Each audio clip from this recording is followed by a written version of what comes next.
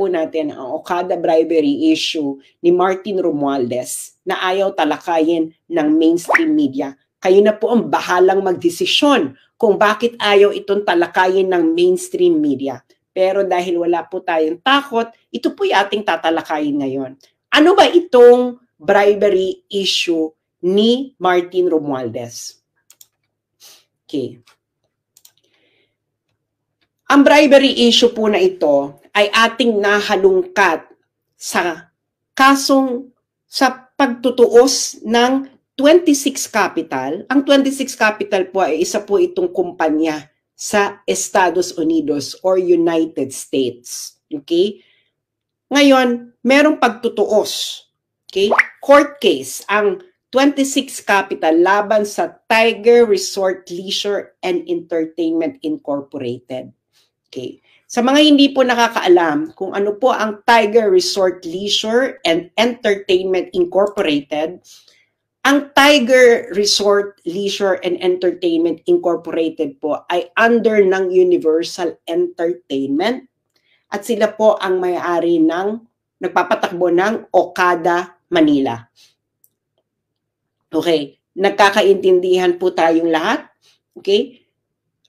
Yung mga vlogger po sa YouTube na gustong i-reblog ang aking content ngayon, you are free to do so. Okay, you are free to do so. Okay, so i-share nyo lang po muna ito, yung mga kakadating pa lang. Nagkakaintindihan ba tayo? Okay, ulitin natin ha, para malinaw.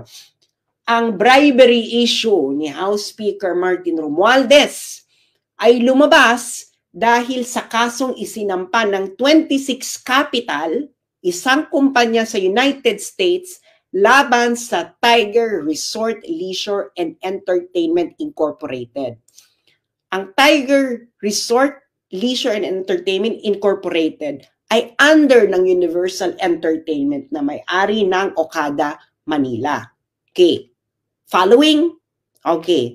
Click share po yung mga kararating pa lang. Click share. Ngayon, okay, ito yung kaso, no? Isinampa ito ng 26 Capital. Ang 26 Capital ay isang American company. Isinampa niya to sa US. Ito ay isinampa niya sa Court of Chancery of the State of Delaware. Ang Delaware po ay isang state sa United States. Kakaintindihan ba tayo? Okay. Ngayon, get pen and paper. Okay? Lahat, kumuha na kayo ng papel at pen, pencil, whatever, or sa cellphone ninyo. Isulat ninyo ito. C.A.2023-0128-JTL. Dahil yan po ang reference ng kaso na ito sa Court of Chancery of the State of Delaware. Yang may naka-box na nakalagay sa loob ng pulang box. Isulat nyo na yan, screenshot nyo, para mamaya ma-google nyo at mabasa nyo ito. Ito po ay mababasa ninyo ang buong kaso, pati ang kasong isinampa ng 26 Capital. Okay. Are you following me, guys? Okay? Sabihin nyo lang sa akin kung hindi nyo maintindihan na dahil tatagalogin ko ang lahat at ito ipapaliwanag ko sa isang payak na pag-e-eksplika para ang bawat isang Pilipino, mapamasa man, mapa-elitista man, mapa-intellectual man o mapatambay ay maintindihan ito ng buong-buo. Kaya i-share nyo na ito. Okay. Ngayon, ano ang gusto ng 26 Capital na isang American company mula sa Tiger Resort Leisure and Entertainment Incorporated sa isinampa nitong kaso sa Court of Chancery State of Delaware? Ang gusto ng 26 Capital ay ang tinatawag na specific performance of closing the Special Purpose Acquisition Company, o tinatawag na SCAP, sa pagitan ng 26 Capital at ng Tiger. Okay. Ang storya po kasi niyan, ang 26 Capital at ang Tiger dapat ay magkakaroon ng merger. Okay? Yan lamang ang pinakamadali nating pag-usapan. Medyo complicated ito, pero Itanong nyo po ito sa may alam po sa corporate law sa United States kung anong ibig sabihin ng SPAC or kahit sinong mga abogado na kakilala nyo para ito ay mas lalo nyo maintindihan. Pero yan po ang pinakapayak na ating explanation right now. Ngayon, marahil ay nagtatanong ang karamihan sa inyo, hindi ba? Ang tanong ninyo ngayon, lahat siguro ito ay logical na tanong, ano kinalaman dito ni House Speaker Martin Romualdez? Mga kararating lang, please click share. Dahil mahalaga itong malaman ng bawat isang Pilipino dahil ito ay isang isyong pinagtatakpan ng bawat isang congressman, bawat isang senador, at bawat isang mainstream media. So ito ang tanong, anong kinalaman dito ni House Speaker Martin Romualdez? Siyempre, di ba? Anong kinalaman niya dyan? Hindi ba? Ito po kasi ang kinalaman, bakit nadawit dito si Martin Romualdez.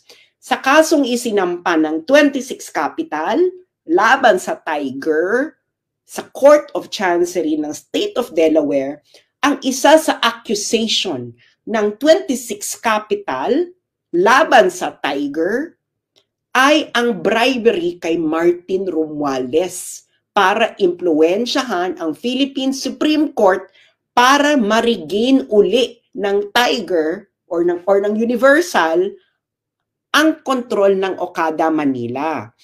Okay? Yang storya ng labanan ng kontrol ng Okada Manila, i-google nyo na lang yan dahil yan ay laban ng matandang Okada, ng Okada family. Okay?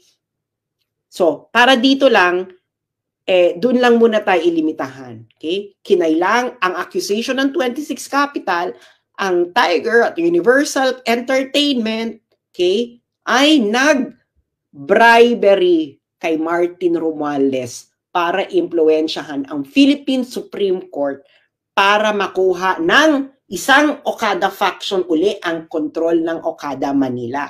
Naintindihan nyo? Ngayon, bakit ito ngayon ipinasok ng 26 Capital na issue? Kasi ang gawain na ito ay tinatawag sa Amerika na breach of ordinary course covenant. Ibig sabihin po ng breach of ordinary course covenant, ito ay labag sa practice, industry practice, okay, sa Amerika. Ang bribery po ay labag, okay, labag sa batas ng Amerika, kaya ito ay matatawag na breach of ordinary course covenant. Naintindihan nyo na, okay? Kaya dito napasok si Martin. Okay. At itong specific accusation na ito ng 26 Capital laban sa Tiger ay nabalita sa Japan Times noong August 1, 2023. Ito, Japanese firm accused of improper influence over Manila Casino. Japan Times po yan nagbalita. Hindi po ito basta-bastang publikasyon. Okay? Japan Times. Ngayon, nung pumutok ito last year, kasi August 1, 2023, July 2023, sinampa yung kaso sa Amerika. Nabalita August 1, 2023. Nung pumutok ang issue na ito ang sinabi ito ang naging response. Okay? Ito ang naging response ng ating honorable Congressman, House Speaker Martin Romualdez. Ever as a bribery scheme, and were you ever involved in it? Well, we've reached this point in our career, and we've went to dignify questions, queries, or allegations. And when it comes to fake news, we just don't dignify it, and we don't give it any credence. So there's no truth to it, and we just leave it at that. And we just try to focus on the issues that have credibility and. So narinig niyo yung sinabi niya. Ang sabi niya, ayaw niyang i-dignify ang issue na ito na ibinalita ng Japan Times dahil daw ito ay fake news. Okay? Yung mga kakarating lang, please share. Okay? Dahil fake news daw ito. Okay? Kaya hindi niya i-dignify.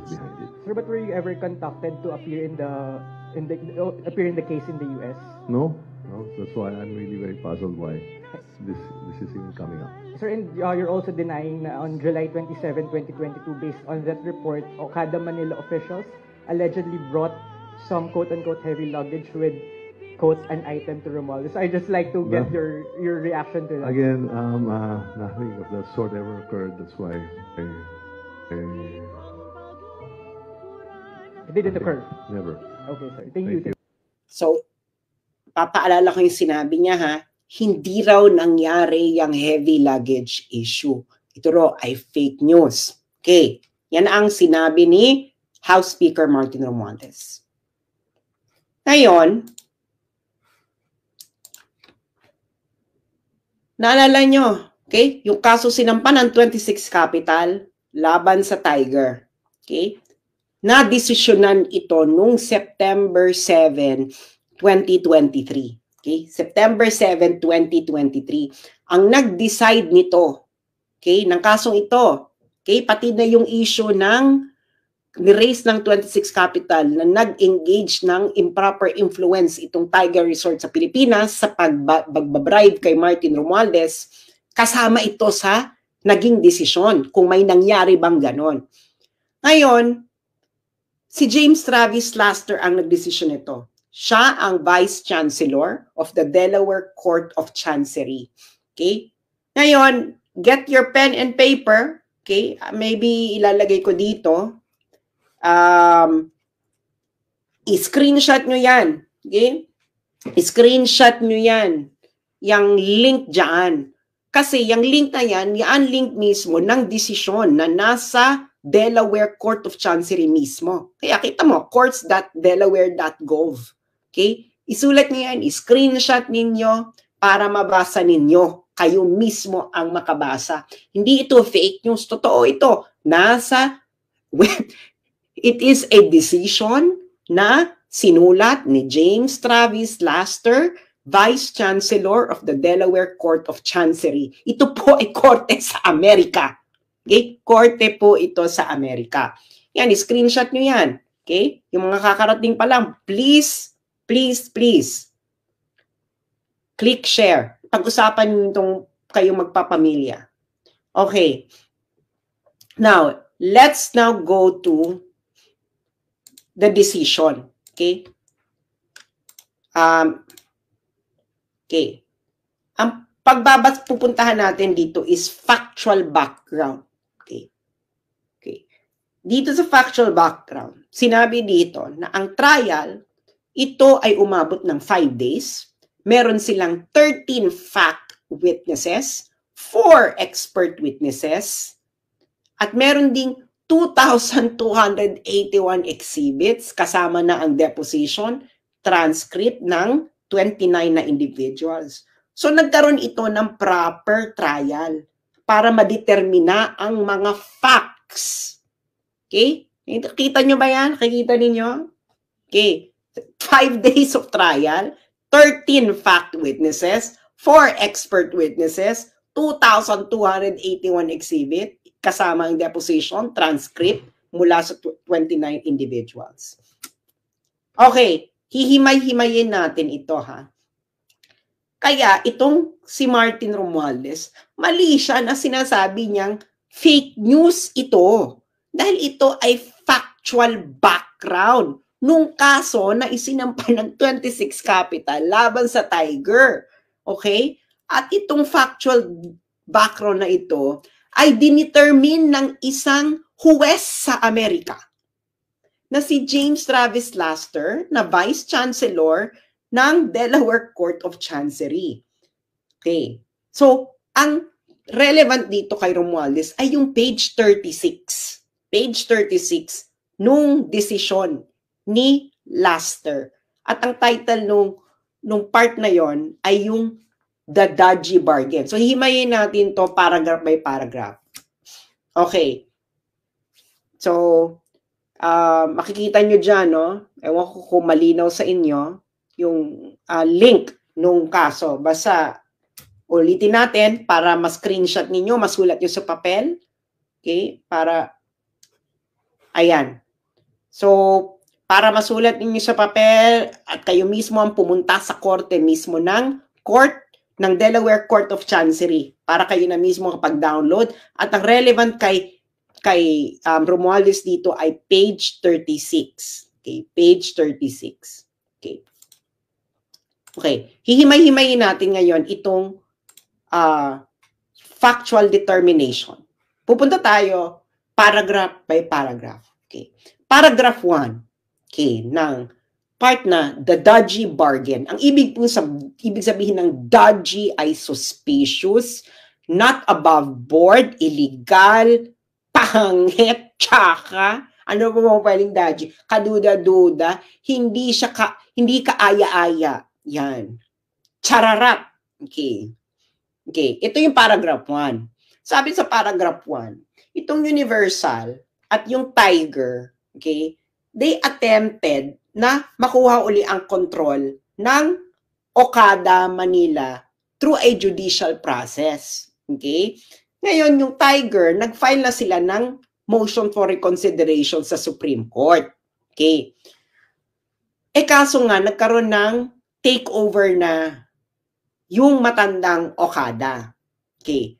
Ngayon, yung pagkatapos ng takeover, yung Tiger, nag-file sila ng supplement noong June 9, 2022 sa Philippine Supreme Court. Yung Philippine Supreme Court, deadma, hindi sila nag-respond doon sa isinampang motion ng Tiger. Ngayon, ito ay paragraphs 2 and 3. Ngayon, nung June 3, 2022, okay? Again, ito ay facts. Facts. Okay? Na dinitermina ni James Travis Laster, Vice Chancellor of the Delaware Court of Chancery, sa isang hearing, totoong trial, hindi ito kangaroo court na katulad sa Philippine Congress. Nung June 3, 2022, si Michelle Lazaro, okay, ay nag-suggest ng isang alternative sa judicial process. Okay? Si Lazaro ay director ng Tiger at corporate secretary rin siya ng Tiger. Okay? Yung isang director din ng Tiger na si James Lorenzana, kasabwat ni Lazaro, ay pareho daw nasa elite circles ng Pilipinas. Ngayon, itong si Lazaro, si si Michelle Lazaro, nag-email siya kay Asano, Takeuchi, at isa pang Universal Director. In-explain ni Michelle Lazaro sa mga Hapon na ito, okay, na siya, si Michelle Lazaro at si James Lorenzana, ay may isang relasyon sa isang common friend na isa daw key figure sa Philippine politics na tumulong na rin daw dati sa Universal. Okay? At ito raw ang best option ng Universal para makuha uli ang kontrol ng Okada. Okay. Yung batang Okada yan. Okay. Ngayon, ang sabi ni Michelle Lazaro sa email, the key person, our common friend, feels that my involvement moving forward is indispensable, such that he was reluctant to provide further assistance or to pursue any potential partnership unless her concerns were addressed. So ang sabi ni Michelle Lazaro, kailangan si Michelle Lazaro sa deal na ito. So ang ibig sabihin niya kung anong kailangan involve si Michelle Lazaro, yan ang sinabi daw sa kanya ni Martin Romualdez. Anong evidence ang nakuha nila dito? Yung email mismo ni Michelle Lazaro. Okay? Kasi sa Amerika po, meron pong tinatawag na discovery proceedings. Okay? Ibig sabihin ng discovery proceedings, lahat ng evidence na kailangan mo sa kalaban mo ay pwede mo makuha, emails, text, etc. Kaya nakita nyo yung ano ni Amber Heard saka ni Johnny Depp, may discovery proceedings yun. Kaya nga, di ba, ang daming evidences na alam nila pareho. Kasi yun, saka may nakita pa, di ba, may mga lumabas pa mga text messages si Johnny Depp, si Amber Heard, ayun ay nakuha through discovery proceedings. Okay. Ngayon, ang sabi ni Michelle Lazaro, ang common friend daw na yon, okay, ay si Martin Romualdez, Speaker of the House for the Philippines. Ito ang sinulat mismo ni James Travis, ha? Vice Chancellor ng Delaware Court of Chancery. Ang common friend daw ay si Martin Romualdez, na Speaker of the House for the Philippines, nephew by blood ni Philippine First Lady Imelda Marcos, nephew by marriage ni former Philippine President Ferdinand Marcos, pinsan ni Philippine Senator Amy Marcos, at pinsan din ni Ferdinand Bongbong Marcos. Okay? Yang JX674 na yan, evidence yan. Okay? Yan ang source ng evidence na nakita ni James Travis Laster. Kaya nga pag pumunta tayo sa Delaware at pinakuha natin ang buong kopya ng buong kaso, makikita natin lahat. Pero dito muna tayo mag-focus sa desisyon. Okay. Ngayon, sabi pa ng ang nakalap na fact ng Vice Chancellor ng Delaware Court of Chancery para ma-confirm ni Lazaro ang kanyang connection. Itong si Lazaro, Michelle Lazaro, nag-text siya kay Takeuchi, yung Hapon, no, ng Universal, ng 2 pictures ni Lazaro kasama si Romualdez. Okay. Ngayon, sabi daw ni Lazaro sa text, yung pangatlong individual doon sa picture ay ang chair ng Philippine Gaming Commission. Sino yan? Si Altenco. Okay. Ngayon, sino to si Michelle Lazaro at James Lorenzana? At bakit nga ba ito malapit kay Martin Romualdez? Okay. Itong si Michelle Lazaro ay anak ni Lolong Lazaro na isang close friend ni Martin Romualdez. Okay, i-google nyo ito. Nung namatay si Lolong Lazaro, itong si na tatay ni Michelle Lazaro, itong si Martin Romualdez ay nag-deliver pa ng eulogy sa tatay sa pagsalamay ng tatay ni Michelle Lazaro. Itong si James Lorenzana ay fraternity brad ito ni Martin Romualdez sa Upsilon Sigma Phi. Kaya ganyan sila kalapit kay Martin Romualdez. Okay, paragraph 5. Ngayon, yung email ni Lazaro ay meron daw term sheet. Okay, ito ang mga demands ni Lazaro. Dapat si Lazaro at Lorenzana ay kailangan tumanggap sa Tiger ng $35,000 per month. Okay, ito yung mga condition ni Michelle Lazaro para si Martin Romualdez ay tumulong. Okay? Ay tumulong. Okay?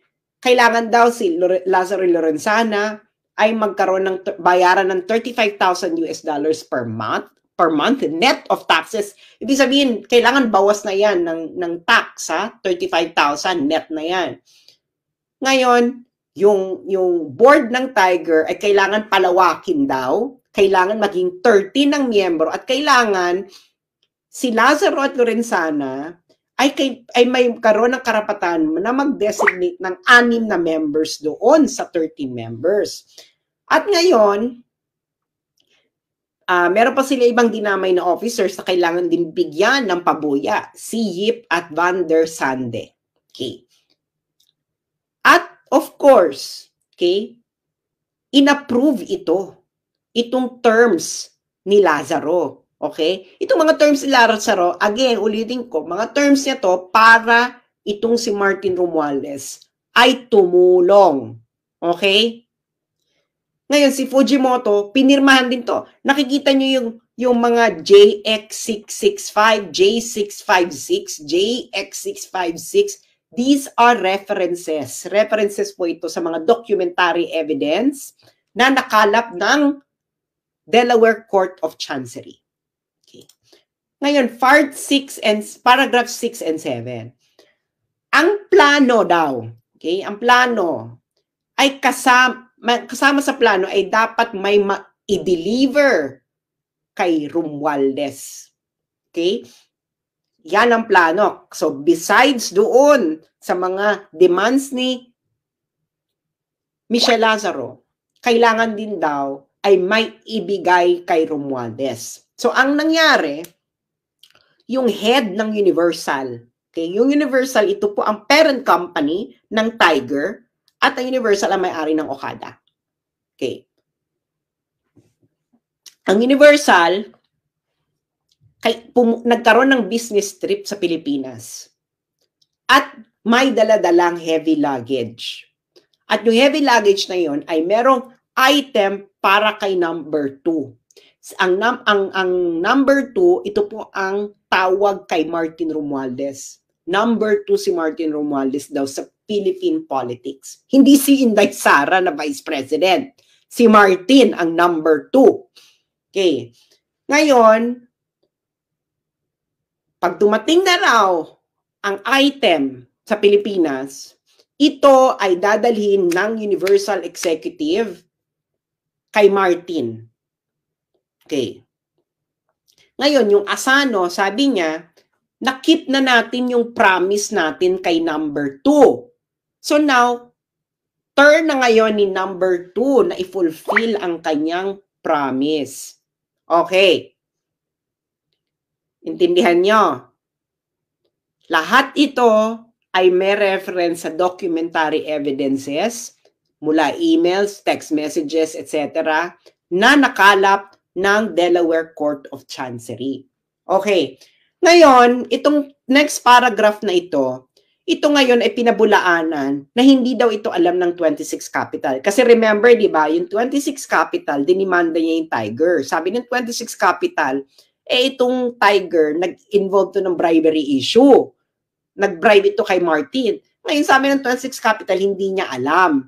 Ngayon, itong next paragraph na ito, ang sabi, imposibleng hindi alam ito ng 26 Capital. Kasi, nag-email pa si Lazaro, Michelle Lazaro. Okay?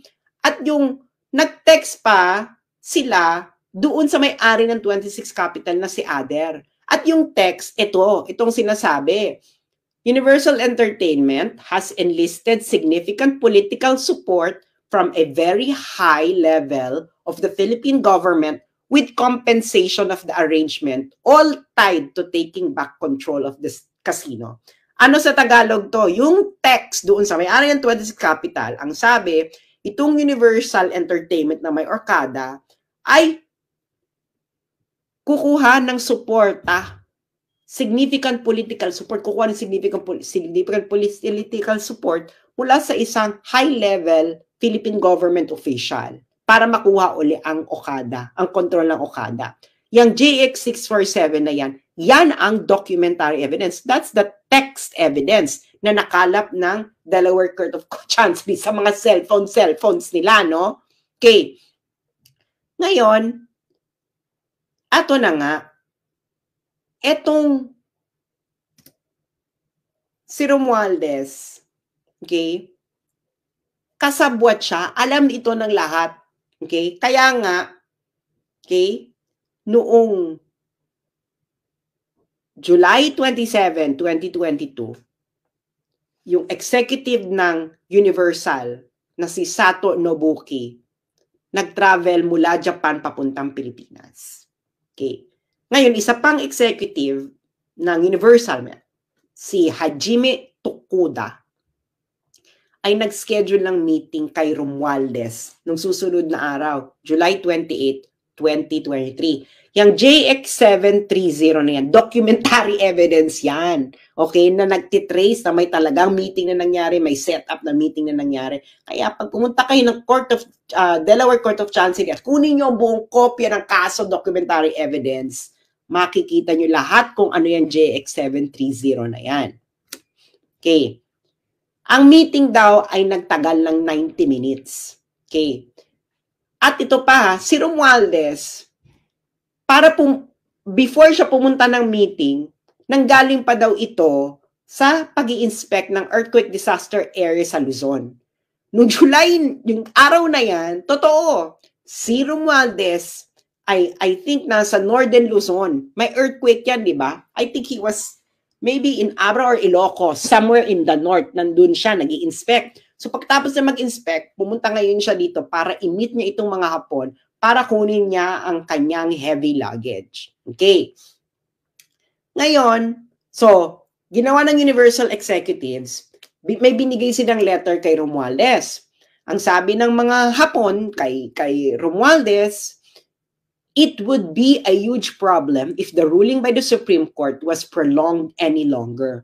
Sabi nila, magkakaroon daw ng problema pag pinahaba, pag tumagal pa ang pag-issue ng ruling ng Supreme Court. At ang sabi ng mga Hapon kay Romualdez, okay, gusto daw nila ng favor para sa mas maagang resolusyon ng Supreme Court. Okay. So ano daw ginawa ni Romualdez? Okay? Then and there made ex parte calls and sent a text to several members of the Philippine Supreme Court, including its chairman. Sa Tagalog, kamiting ni Romualdez yung mga Hapon. Binigyan ng heavy luggage. Ito ang favor na gusto namin. Ang ginawa ni Martin Romualdez, tinawagan niya ang mga justices ng Supreme Court. Pati na raw ang chairman. So, sino ba ang Supreme Court Justice ng panahon na yan? July 2022. Magsalita ka dahil factual determination to ng korte sa Amerika. Ngayon, sabi ng Universal Executives, yung pressure daw na ginagawa ni number 2 must be working. Okay? Ngayon, ine-expect nila yung intervention ni Romualdez mag-i-end ng takeover nung matandang Okada. Okay? So, in-execute nila yung merger with 26 Capital, etc. Hindi na ito importante dahil hindi ito kasama si Martin sa issue ng merger. Okay. Sabi ni James Travis Laster, no one addressed the legality of this type of arrangement in the Philippines. Kasi illegal to sa Amerika. Okay? Naintindihan niyo yung sinabi ng judge sa Amerika? Walang nag-address kung ito ba ay legal sa Pilipinas. Malamang illegal sa Pilipinas, hindi ba? Pero itong si Lazaro at Lorenzana, nakabarkada ni Martin Romualdez, ay nag-broker ng dodgy bargain. Ibig sabihin ng dodgy bargain, illegal na bargain. Okay? Na kung saan, in-offer nila sa Tiger, sa may-ari ng Okada, na magi-intervene si Martin Romualdez. Basta si Lazaro at Lorenzana ay bibigyan ng increased control ng Tiger, babayaran ng 35,000 per month, magkakaroon ng maipapasok silang mga tao sa Tiger Corporation at ang pinakahuli ay dapat may ibigay kay Romualdez. Uulitin ko, ito ay factual determination na ginawa ni James Travis Laster, Vice Chancellor of the Delaware Court of Chancery. Ngayon, eto na ang maganda. Noong trial daw, ito paragraph 13, noong trial daw, itong Universal, yung mga Hapon, okay? Iniiwas nila na bribery yung ginawa nila, na yung heavy luggage ay bribery kay Martin Romualdez. Okay. Sabi nila, sabi ng mga Hapon, ng mga witnesses, yung heavy luggage daw ay mga dokumento lamang daw ang laman. Ito daw ay document ng mga court cases. At kailangan daw itong dalhin by hand, okay? Kasi wala daw printer. Wala daw printer ang Tiger. Okay? Kasi yung Tiger, nung nasipa sila sa Okada, ng matandang Okada, nawalan na raw sila ng printer. Kaya kailangan daw, i-print daw ng mga Hapon sa Japan ang kopya ng mga kaso at i-deliver sa loob ng luggage. Anong sabi ni James Travis Laster sa palusot na ito ng mga Hapon na witnesses? Anong sabi ni James Travis Laster? Ayan, inilagay ko sa pulang box. The testimony was not credible. Sabi niya, hindi credible na ang testimony ninyo na ang heavy luggage ay hindi bribery. Yun ang ibig sabihin nun. Bakit? Sabi ng judge. Una, sabi ng judge ni James Travis Laster, Ang mga lawyers ninyo may printer. So bakit kailangan nyo mag-print sa Japan? Number one. Second reason ng judge. Ang Philippine law naman, pinipermit ang electronic versions ng mga kaso. So bakit kailangan nilang i-print, di ba? Pwede naman ang electronic version sa under Philippine law. Pangatlo, nag-file na raw ang Universal ng mga documents. Okay? Para sa lawsuit. So bakit pa kailangan nyo mag-print? Ikaapat, ngayon, bakit ang senior executive ng Universal ang kailangan magdala ng mga printed documents papunta dito kay Romualdez? Meron naman kayong courier. Ikalima, sabi ng judge, yung mga emails ninyo sa Universal, ang sabi ninyo, yung dala-dala ninyo ay item. Ito ay napaka-weird na word para sa documents. Actually, yung mga emails daw Universal, punong-puno daw ito ng mga codes katulad ng heavy luggage. Si Martin Romualdez ang tawag number 2. Okay? Bakit kailangan yung magkaroon ng maraming katsakahan na iba't ibang words para lang sa court documents? Kung court documents talaga yan. At ito ang pinaka sinabi ng judge. Noong minute ng Universal Executives, nung mga Hapon, si Romualdez, ipinakita nila nga ang letters ng 26 Capital at isang pang kumpanya tungkol sa deal. Pero ang mga letters naman yun ay hindi mabigat. Kaya, itong si James Travis Laster, ang kanyang factual determination, ang heavy luggage na yan, ay part ng dodgy bargain. Sa madaling salita, ito ay bribery. Gusto ko lang sabihin mga kababayan, na sa trial na ito, hindi nag-deny ang mga Hapon na minit nila si Martin Romualdez noong July 2022 at meron silang dalang heavy luggage. Hindi nga, nagpalusot nga lamang ang mga Hapon na ito sa judge sa Amerika na ito hindi bribery. Pero hindi naniwala dito ang judge sa Amerika. Kaya mga kababayan, nakakalungkot ito. Sangkot dito ang Korte Suprema, sangkot dito ang House Speaker ng Pilipinas, at of course, ang presidente ng Pilipinas, yung pinsan mo, tinotolerate mong ganito. Ito ba ang bagong Pilipinas, Bongbong Marcos? Ito ay kaso, factual determination, na ginawa sa isang korte sa Amerika at hindi sa mga kangaroo court ninyo. At itong pinaka nakakalungkot na sinabi ng judge sa Amerika na si James Travis Laster. Ang sabi niya dito, ang mga outcomes daw sa Philippines, sa Philippine courts, ay naaapektuhan ng political influence. Kaya itong 26 Capital, parang kung dalhin mo to sa Pilipinas, wala ring mangyayari. Kung dalhin mo kung halimbawa mag-utos si James Travis Laster na ituloy niya yung deal niya sa Tiger, malabong i-honor ito sa Pilipinas dahil nga ang outcomes pala sa Pilipinas na i-impluwensyahan ng mga politiko. At yung mga kalaban daw nitong 26 Capital gumawa na nga ng dodgy bargain or bribery para makuha yung political influence. So, porke pa? Wag na raw, yung remedy na ituloy, yung i-close yung deal, hindi na kailangan ay malabong mangyari. Nag-gets niyo? Nag-gets niyo yung sabi? Ang outcomes sa Philippine legal courts ay na-impluwensyahan ng mga politiko. Supreme Court, hindi ba kayo nahihiya? Comment, ito ang observation mula sa factual determination ng isang judge sa Amerika. Hindi nyo pa ito ina-address.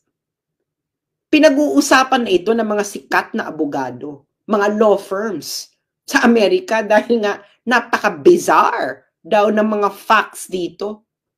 Lalo na itong involvement na ito ni number 2, ni House Speaker Martin Romualdez. So ang tanong ko mga kababayan, sino ngayon ang fake news sa bribery issue? Ang laway ni Romualdez o ang factual determination ni James Travis Laster na Vice Chancellor of the Delaware Court of Chancery? Sino? Sino ang fake news? Si Martin o yung judge sa Amerika? Ngayon, mga kababayan, bakit sa tingin nyo ayaw itong pag-usapan ng mainstream media? Bakit yung mga senador-senador na malilinis sa katulad ni Risa Ontiveros ayaw nyo itong pag-usapan? Bakit si Trillanes ayaw itong pag-usapan? Bakit ayaw nila itong pag-usapan? Isa itong fact na na-establish sa isang kaso sa Amerika. Ayan, nakikita nyo dyan ang link. I-screenshot ninyo, puntahan nyo yan sa Google, i-search ninyo yung link, puntahan nyo yan, i-type nyo sa search bar. Yan, i-screenshot nyo yan, pumunta kayo ng page 36 ng decision para mabasa ninyo ang ating diniscuss ngayong gabi dito. So, mga kababayan, please lang pag-usapan ninyo ito. Ito ba ay tama? Kakaumpisa mo pa lang ni Martin Romualdez umupo. Ang ginawa niya na ginamit niya ang kanyang pwesto para siya ay magpayaman. This is plunder. Kakaumpisa mo pa lang, Martin Romualdez. Nag-commit ka na ng plunder. July. My God, hindi pa umiinit yung titi mo dyan sa Kongreso. Ginamit mo na yung posisyon mo para sa corruption. Ang sama ng ugali mo. Tang-ina ninyong mga Marcoses at Romualdez. Ang dapat sa inyo ay dapat gawin sa inyo ng mga Pilipino ang hindi nila nagawa nung EDSA 1.